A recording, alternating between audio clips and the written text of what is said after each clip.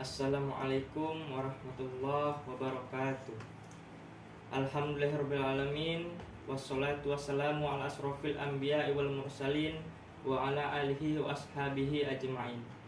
Pertama-tama, marilah kita panjatkan puji dan syukur atas kehadiran Allah Subhanahu wa taala yang mana Ia telah memberikan kita kesehatan, kesempatan sehingga kita masih berada dalam keadaan sehat walafiat seperti sekarang ini. Selawat dan salam kita sampaikan kepada Nabi besar kita, Nabi Muhammad SAW, yang mana ia telah membawa kita dari zaman jahiliyah ke zaman Islamiyah seperti sekarang ini. Dan semoga kita semua mendapatkan syafaatnya dan petunjuk hingga hari kiamat nanti. Yang saya hormati Ibu Dr. Hapni Laila Siregar, SAGMA, selaku dosen pembimbing mata kuliah pendidikan agama Islam.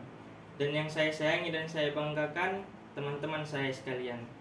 Di kesempatan kali ini, izinkan saya untuk menyampaikan sedikit dakwah saya tentang dosa-dosa besar dalam Islam. Yang semoga setelah saya sampaikan dakwah saya ini bisa membuat kita lebih baik lagi ke depannya. Islam memerintahkan umat untuk beribadah dan menghindari perbuatan dosa, meskipun manusia tidak ada yang sempurna, serta pernah melakukan kesalahan. Namun, perlu diketahui bahwa perbuatan dosa pun terbagi menjadi dua jenis, yaitu dosa besar dan dosa kecil. Allah akan mengampuni dosa kecil seiring dengan amalan baik yang dilakukan hamba tersebut. Hal ini tergambar dalam sabda Nabi Muhammad SAW. Barang siapa yang puasa Ramadan karena iman dan mengharapkan pahala, akan diampuni dosa-dosanya yang telah lalu. Hadis riwayat Bukhari. Dalam hadis lain, beliau bersabda, antara sholat yang 5 waktu, antara Jumat yang 1 dan Jumat berikutnya, antara Ramadan yang 1 dan Ramadan berikutnya, di antara amalan-amalan tersebut akan diampuni dosa-dosa kecilnya selama seseorang menjauhi dosa-dosa besar. Hadis riwayat Muslim.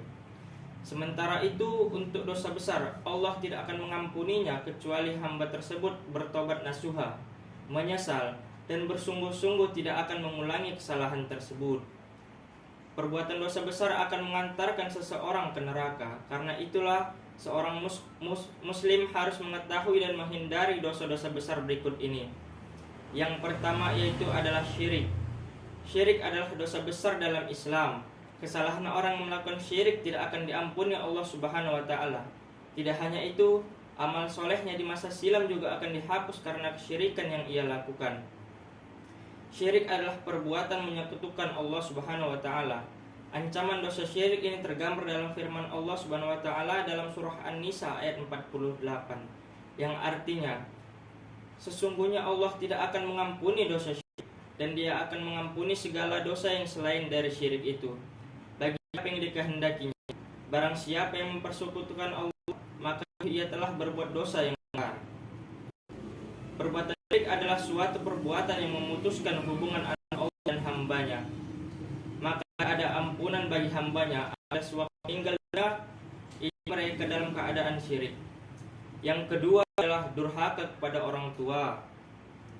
Orang yang durhaka kepada kedua orang tua berarti telah melakukan dan ia akan mendapatkan hukuman berat pada kiamat nanti.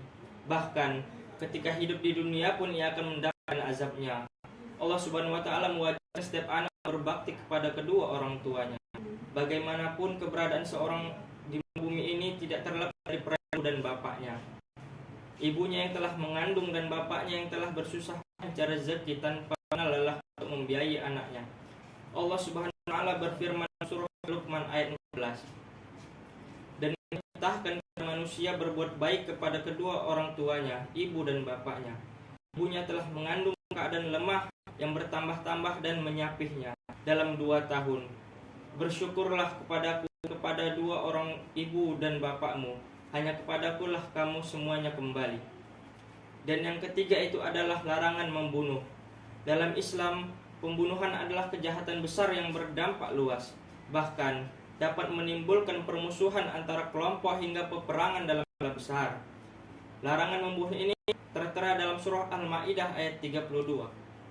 Barang siapa yang membunuh seorang manusia bukan karena orang itu membunuh orang lain, atau bukan karena membuat kerusakan di muka bumi, maka akan ia telah membunuh manusia seluruhnya. Kendati pembunuhan dikecam Islam terdapat dua pembunuhan yang diperbolehkan, yaitu pembunuhan pelaku kriminal hukuman mati sesuai regulasi suatu pemerintahan, dan selanjutnya itu pembunuhan dalam kasus perang.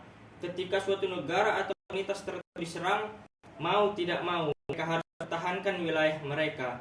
Kasus ini pembunuhan diperbolehkan karena dalam situasi terdesak. Dan yang keempat, memakan harta anak yatim. Memakan harta anak juga salah satu bagian dari dosa besar.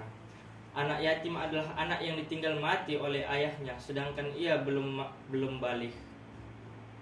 Di dalam Islam, anak yatim harus dilindungi dan harta bendanya pemeliharaan yang baik dan dari walinya.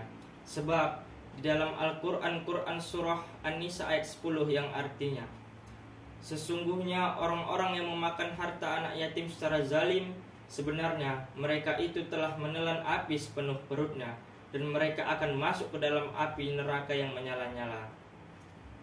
Tidak hanya hartanya yang harus dilindungi, tetapi juga fisiknya. Dan fisiknya harus diperhatikan dan tidak boleh disakiti. Dan yang terakhir adalah zina. Zina merupakan perbuatan keji yang besar dosanya. Hal ini dikarenakan akibat dari perzinaan tersebut bisa memberikan dampak yang luas, bahkan merusak tatanan sosial yang seharusnya rapi. Jika dari zina tersebut menghasilkan anak, maka anak tersebut akan sulit diketahui nasabnya. Selain berkaitan dengan sosial dan pernikahannya, hal ini juga berkaitan dengan hak waris dan hukum-hukum lain yang berkaitan dengan nasab atau keturunan. Mungkin itu saja yang dapat saya sampaikan. Lebih dan kurang saya mohon maaf. Wabillahi taufiq wal hidayah.